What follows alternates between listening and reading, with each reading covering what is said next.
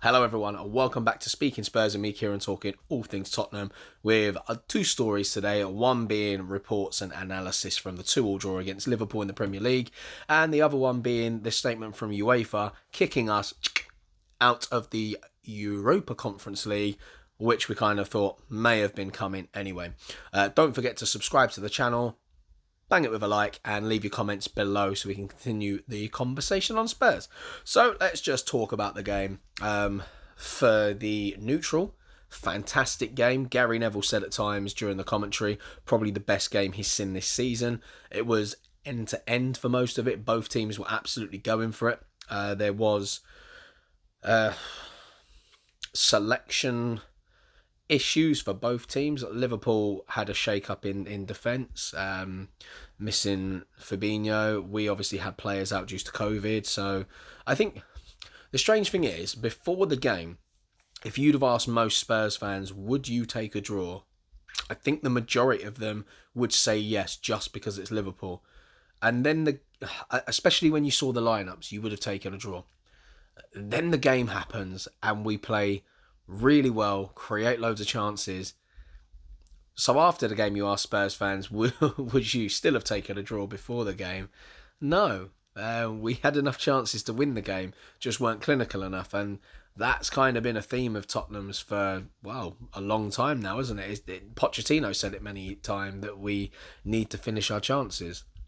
So let's just talk about the game in general. So it was dramatic, end-to-end game. Obviously, we shared the points, 2 goals apiece at Tottenham Hotspur Stadium. We could have taken all 3 had we put the chances away. It was our first game for 2 weeks after having the postponements due to weather and COVID. And we really stood toe-to-toe with these guys. I was really impressed, especially with some of the players that were out there. But, Liverpool started the brighter pretty much from the off. They had 2 goal-scoring chances in the opening minute. We then settled into the game and then took the lead on the 13th minute. Tanguy on Ndombele. I mean, what a ball. Delightful ball, threaded through for Harry Kane. It was just perfect. Like, normally you would have expected a ball in that situation to be played outside the defender. Tanguy didn't do that. He slotted it right between the 2 defenders where Harry Kane was. He body shaped Kane. He did so well. The way he shaped his body, let it run through, took it. The way he took the goal, it was one of those weird strokes of the ball that just, rolled nicely across. And most of the time, keepers save those ones just because of the way the ball is hit. It's kind of in favour of them.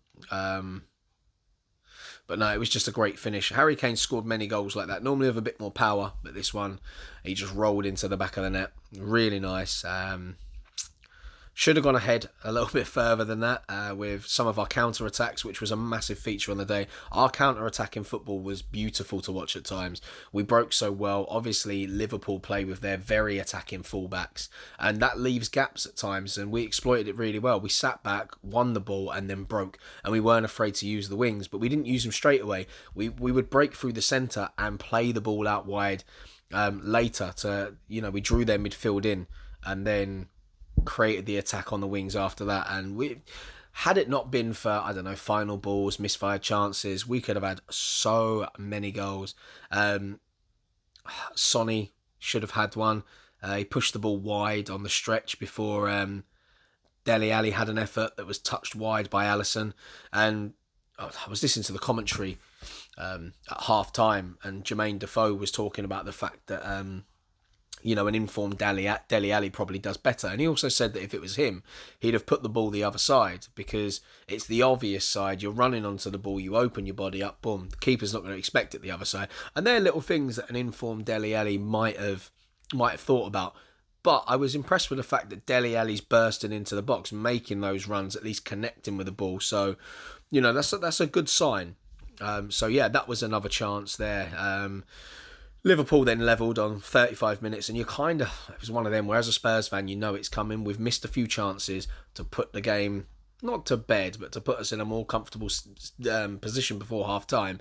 And I was sitting there thinking, we can't miss many more of these chances, otherwise Liverpool are going to score. That's what they did on 35 minutes.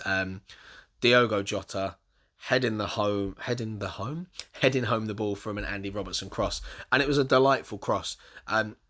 For us, it was a poor clearance. It had come out. Robertson had the desire to then burst onto the loose ball, clipped it back, and Diogo Jota had so much to do for that header. Can't take any credit away from him. He had to kind of jump backwards slightly, put the ball back where it came from.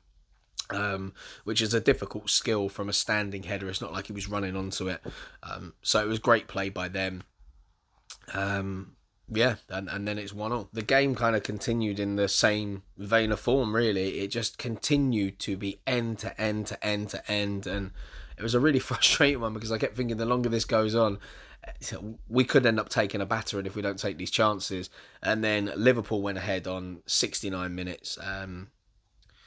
We had a penalty claim that was waved away by Dele Alli. Looking back at replays, not a penalty. It was the correct decision on the day. Dele went down under a challenge from Trent Alexander-Arnold.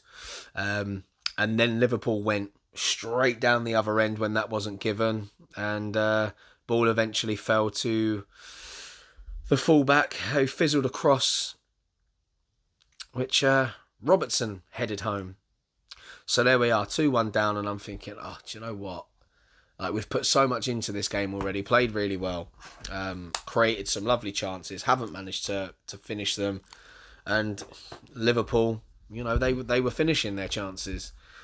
But 5 minutes after that, we're back in the game, all square. Alisson came rushing out to clear Harry Winks' through ball, completely miscued the kick. Sonny breaks onto the ball, and it allowed him basically an easy finish, tapped into an open net. Then Liverpool were reduced to 10 men on the 77th minute. Robertson was dismissed for a wild challenge on Emerson Royale. Like, you knew the second that he went in for that challenge the way it was just a blatant swing at Emerson Royale that he was going to get sent off. Tierney made the decision after checking the incident on the pitchside monitor that he was advised to go check from the VAR officials. But despite the numerical advantage, we couldn't do anything. Couldn't snatch the points in the death of the game. But hell of a game, absolute hell of a game to watch. We showed fight, we showed passion. We were a completely different outfit to what we've been, and what was more impressive was because of the changes in the squad. I thought this game was going to be a bit of a whitewash on Liverpool's part. I thought they were going to dominate the game, they were going to put us to bed, because we've seen what our understudy team can do. They're not great, but now we move on to the 2-week break. So look, we'll talk about the players on the pitch. Obviously there was a few changes, and for the first time since Pierre-Emile Højbjerg signed for Spurs, he did not play a Premier League game. Now, not due to injury, not due to lack of selection. I think we can all guess that he's one of the players that was hit with COVID. So I'll talk about the players individually as I'm going through with the lineup. So in goal, Hugo Laurice made a couple of early saves, including a flying one to deny Alexander-Arnold. He denied him again with his leg to stop a powerful volley. Couldn't really do anything about Jota's pinpoint header. Did well in the build-up to a Liverpool second with a brave dive, but it was for nothing because the ball worked back to Robertson to score. So I'm going to give him an 8 out of 10. Didn't do too much wrong, if I'm honest. Distribution was fairly decent. He was talkative again. Captain's performance for the majority of it. Laurice has become pretty dependable this season, and I don't really put the goals down to his errors. Davinson Sanchez being one of the 3 centre-backs as Romero's out injured. Made a massive challenge to deny Mane in the early stages of the game. He did lose Mane in the build-up to Liverpool's first goal, but won plenty of challenges after that throughout the game. Made a massive slide and interception in the box in added time. So for all the faults that we've seen of Davinson Sanchez since he's been a Spurs player, he does come good in certain aspects. I've always said he's good at blocking and things like that, but I think in a back 3 it works much better for him. There's less responsibility, I suppose. Doesn't have to cover as much ground in the game in terms of players running on. He doesn't have to watch as many players, makes it a bit easier, and he's playing the game well whilst he's in there. So he comes away with a 7. Eric Dyer, giving him an 8. It was very Toby-esque watching him, and Michael Dawson, reminiscence of the long driven balls up the field. Some of them were really good.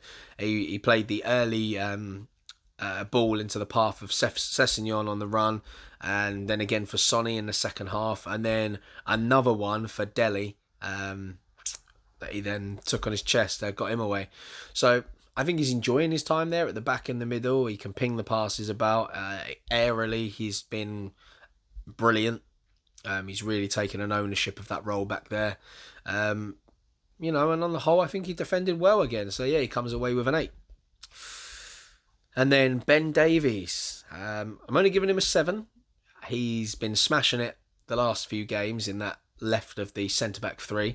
This game was completely different. He's been very marauding in recent weeks and spent most of his time up front, even as a centre-back, which has been really strange. Liverpool, completely different outfit. They spent large portions of the game with the ball. They're more of an attacking threat with people, Salah, Mane, Jota. But for Ben, it was another decent performance on the left of the 3. He showed promise there. His half clearance wasn't great in the build-up for the first goal. But considering he was up against Mohamed Salah, pretty much the best player in the world at the moment in many people's opinion, I thought he did really well. Salah wasn't a massive threat throughout the game. Did his job as far as I'm concerned, so 7 for him. Emerson Royale comes away with a 6, the lowest scoring, joint lowest scoring, shall I say, of the players on the pitch. Picked out Kane with a good run and low cross early on. Fortunate not to give away a penalty for the challenge on Jota in the first half. Absolutely clattered by Robertson for the sending off. But, time is, I think, what this guy needs. I think there's a capable player in there.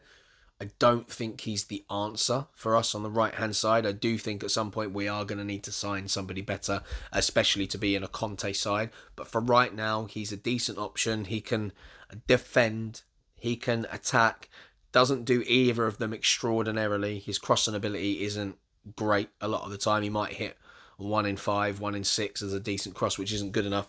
And I think considering, he was up against Mane, he was up against Robertson, I think he did an okay job to not let them in as many times as most teams do. I think sometimes we forget the opposition that we've been up against in recent times, and he's looked really good against certain teams because of who they are. Liverpool are a different outfit. They are a fantastic side, one of the best in Europe, in my opinion, when they're in their free-flowing attacking football. They put loads of pressure on you with those amazing fullbacks that they've got. So I think he actually did okay, but comes away with a 6. Harry Winks. Where did this performance come from? Harry Winks, in my opinion, man of the match for Spurs. This is a guy that has been poor for a couple of seasons now. He's not the same player that dominated Real Madrid in 2 legs. Out of the England side, confidence on the low, behind Skip now in the pecking order, behind Højbjerg, behind Tanguy, behind pretty much everyone apart from Dele. But, he started the game well right from the off. It's as if someone really kicked something into him and said, look, this is your last chance to make it at Spurs. And he listened to that. Either that or he's trying to put himself in the shop window for January because he wants out.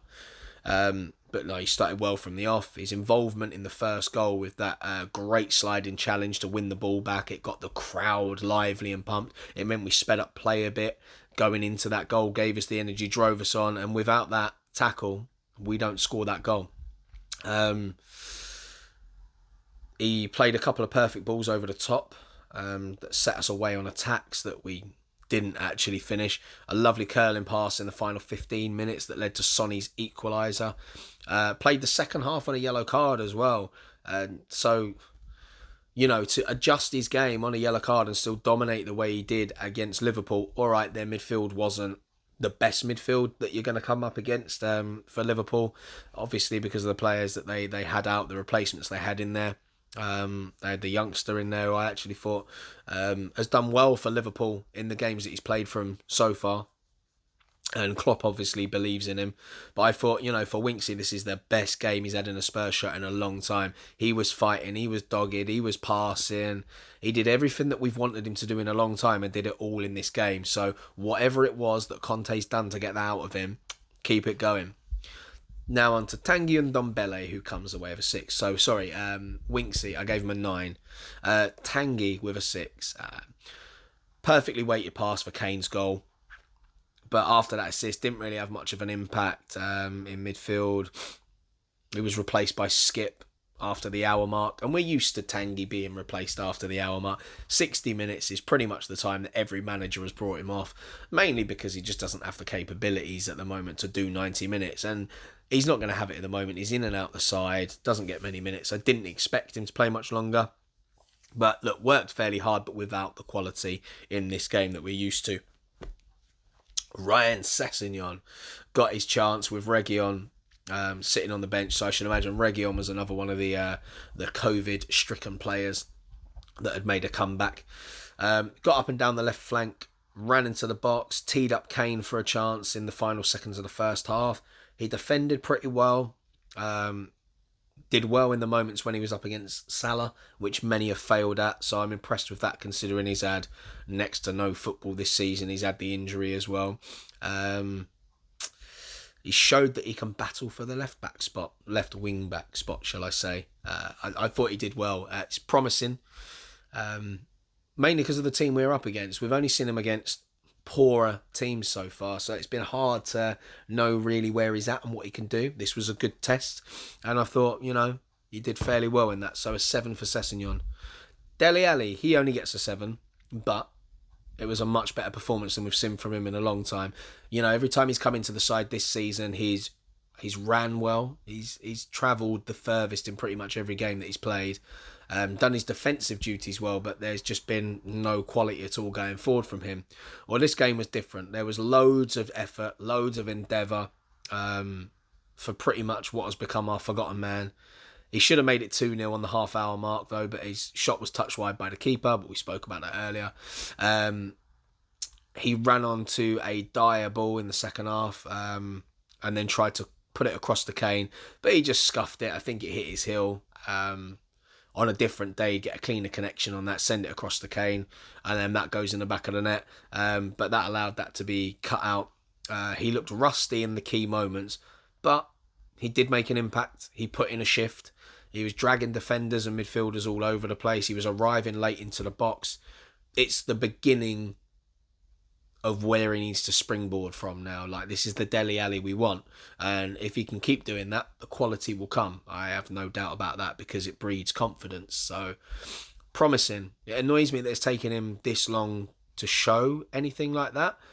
But nonetheless, I think a lot of us deep down don't want Dele to go just because of everything he's done for us since we've had him at the club. And we all believe there's still a quality player in there. And on the evidence of this game, Conte could be the man to get it out. And he can fit into the different formations. Like, playing under Conte could be a dream for this guy if he just puts the shift in and starts believing in himself again. So, good to see. Happy for Dele. Now, let's talk about Sonny. He comes away with an 8. He was lively from the start.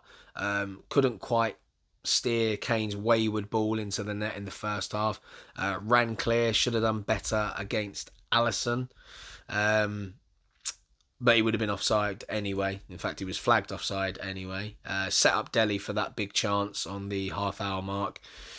But like Dele, he was a bit rusty at times in a couple of the big moments. And then he made no mistake to put us back into the game, put us level on 2-2 in an unguarded net. And Liverpool, they struggled to contain him on the day. So he comes away with an 8. But I think the rustiness is probably down to the fact there was heavy rumours that Sonny was one of the players that had contracted COVID during that little spell. So I'm not surprised that he was a little bit rusty at times, if it is the case that he was one of the players with COVID. But yeah, caused them problems, dragged them about, helped us in the overlap and expose Liverpool without the fullbacks who were marauding on, giving us a torrid time, essentially. Moving on to Harry Kane. So he comes away with a 7. Still not his best performance in a Spurs shirt, but he's definitely getting there bit by bit now. More quality is being added every game. So in the last game, there was some good link-up play. In this game, he managed to grab himself a goal. The relief on his face when he scored it as well. It's his first home goal in the Premier League this season. He deserved it. I felt like he played fairly well. A little bit of quality missing from him at times. Like the ball that he played in for Sonny, had it been better, we would have been 2-0 up within 20 minutes. He also launched into that lunging tackle on Robertson. And looking back at it, he's lucky to stay on the pitch. The fact, I mean, they were talking about speed and timing and all sorts of things as to why Harry Kane didn't get sent off compared to the Robertson one. Obviously, Robertson's was a complete swipe and kick. Harry Kane's, he has gone in to win the ball, but let's be honest, watching it back, he doesn't get a touch on the ball at all. Like, even Harry Kane after the game thought he might have got a touch on the ball. He said that he spoke to Robertson himself, and Robertson said that he didn't think it was a sending off.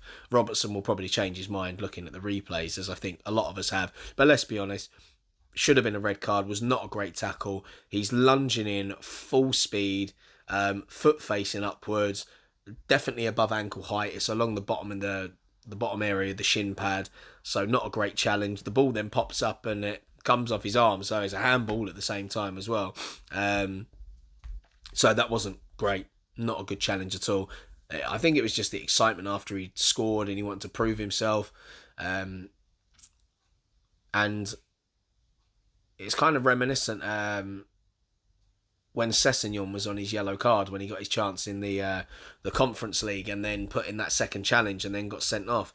So, you know, a lot of people heavily criticised him for that, but it was just that over-eagerness and energy to impress. Kane, it's the same thing. It was just over-eagerness, a bit reckless, and very, very lucky to stay on the pitch. But yeah, he had 2 more chances early in the second half. The second one, heading over unmarked from a corner, which was a bit annoying. But on the whole, much better from him, so he comes away with a 7. Now let's talk about the subs. Skippy, a 6. He replaced Ndombele. He brought a bit more energy into the midfield, not loads of quality, but we think he's one of the ones that had COVID as well, so lucky to make the bench. Lucas Moura, a 6 as well. Replaced Dele Alli, worked hard in a deeper role, and then Reguilon came on to replace Cess, just to help contain things. So yeah, all round, really good game, good energy. I think Conte was impressed, but looking back at it, we'll rue our missed chances. We should have really won this one. So yeah, let's now move on to the statement from UEFA about the Europa Conference League. So we can finally say it, Spurs are out of the competition at the moment. So the governing body made their decision about the match that couldn't be played between us and Rennes. A bit annoying though, the way it's all gone down. So UEFA decided that Tottenham have forfeited the Conference League match against Rennes and are now out of the competition. So we suffered the COVID outbreak, which spread through our camp. Training ground was closed. It affected 9 first team players, 5 members of the coaching staff, and pretty much most of the under-23s. So the match against Rennes was meant to be postponed. Couldn't find a date for it. And then, yeah, UEFA have decided we're out. So talking about what they've said is following blah, blah, blah, blah. We're not going to talk about that because that's just saying why it was postponed. So the matter was submitted to the UEFA Control, Ethics and Disciplinary Body for a decision to be taken in accordance with Annex J of the regulations, yada, yada, yada, more jargon about article this and point this and blah, blah, blah, that. It's just a bit annoying, really, the whole situation. I know there's a lot of people out there that are happy that we're out of it. It's not actually up on the Spurs website as an official story, and it says that Tottenham are understood to be considering their response to the decision. Now, I don't know if that will come in the form of an appeal, some criticism, a statement going out, but I think the fact that we've just been booted out of the competition is a bit strange. We did make every effort to try and rearrange the game, but at the end of the day, when you've got your training ground closed, you can't train. properly. So how can they then expect you to play matches? And this is what the Premier League have done about postponement of games. They're basically saying that if your training ground's closed, you can't train properly, ergo you shouldn't be able to play. But for those teams that have been confused as to why they're still playing, it's purely because you can still train in your complex with the players you've got available. So, yeah. I don't really know what this means. Is it going to be a final decision? Are we going to be able to appeal it and put our case forward? Look, it's a double-edged sword for me. A lot of Spurs fans are really happy because they didn't like the fact that we were in the competition. However, on the flip side, it was an opportunity to win a trophy, and it's one that we really could have won. We really could have. The issues that arise with that is lots of extra games that we don't want.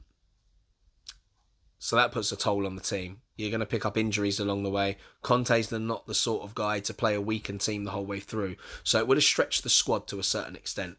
Then you've also got the fact that, you're just playing more and more games. You're doing the Thursday, Sunday, not really being able to train properly because those guys that are playing on a regular basis, that are playing on the Thursday and the Sunday, they're more on recovery days than anything. And because we've already had postponed fixtures, we might have 3 in a week, which means no training. It is literally play, recovery. So Conte can't really work with players the way he wants. So although, yes, I don't like the fact that we're out of the competition the way we are, I would have preferred that we played the game and put our best foot forward and tried to win. And if we'd have gone out, it would have been because we didn't play well enough to beat Rennes. Okay, and then we're out the competition on merit rather than being booted out. So that's annoyed me. And, to win a trophy would be great, especially in Europe, regardless of what the competition is. A trophy is a trophy. I'm sure if somebody said, do you want the League Cup this year? The answer would be yes, I want a cup. So this trophy could have been that. It could have been the springboard to better things. It's gone now, so we need to get over it. But the blessing in disguise is the fact that we're not going to be playing those Thursday nights. We can focus on domestic football and Conte can get his teeth stuck in. I think the issue with the Europa Conference League, and this is the best way to put it, take the competition seriously. But this season was the wrong time because of everything that's happened. Mourinho gone, Nuno comes in, things don't work out. We're in search of another manager. Conte comes in, great manager, but needs time to work with the squad, pick the players that he wants, identify the problem areas, put his ideas across. But because he's come in partway through the season, that's always very difficult to do, because you haven't got the time to implement your way of playing football. So by staying in every single competition, he has to make that decision of whether he plays with weakened squads to get through them or risk his first team players, and he's never going to get his ideas across until the summer. But in the meantime, Spurs are slipping further and further behind where they need to be. So the blessing in disguise is Conte has more time to work with the players, and I think ultimately at the moment that is more important. I'm not saying I'm glad we're out of the competition, because I'm not. However, with the current situation we are in as a club, I think it's the best thing for the club. And I don't say that easily. I've sat down, analysed it, looked at it properly as what it means for us as a club. And I genuinely do believe for the club right now, the situation we're in, I think it is the best thing for us. Especially with some of these other guys that, your Winkses, your Dele Allis, players that really weren't happy that they were only being used in the Europa Conference League. They've now gone out there in a Premier League game against Liverpool, and even with injuries and people missing, are still one of the best teams in Europe by a mile. They've gone out there with their chance in the Premier League and proven that they can still do it. That just tells you the mentality of the players when they've been in these Conference League games. I think it really... us as fans have been saying that we don't like it as a competition for Spurs. Not putting myself in that category. I say us, I say some Spurs fans. Now, how do you think that feels for the players, being told that you're only going to play in a competition that the fans don't even want us to be in? That says everything. And that's going to affect their mentality, and it clearly had, because they come up against Liverpool and they really gave it some, those players, given their chance. So, I do believe it is the best thing. So let me know in the comments what you think. It would have been nice to win a trophy, yes, but do you think coming out of this competition for this particular season is the best thing?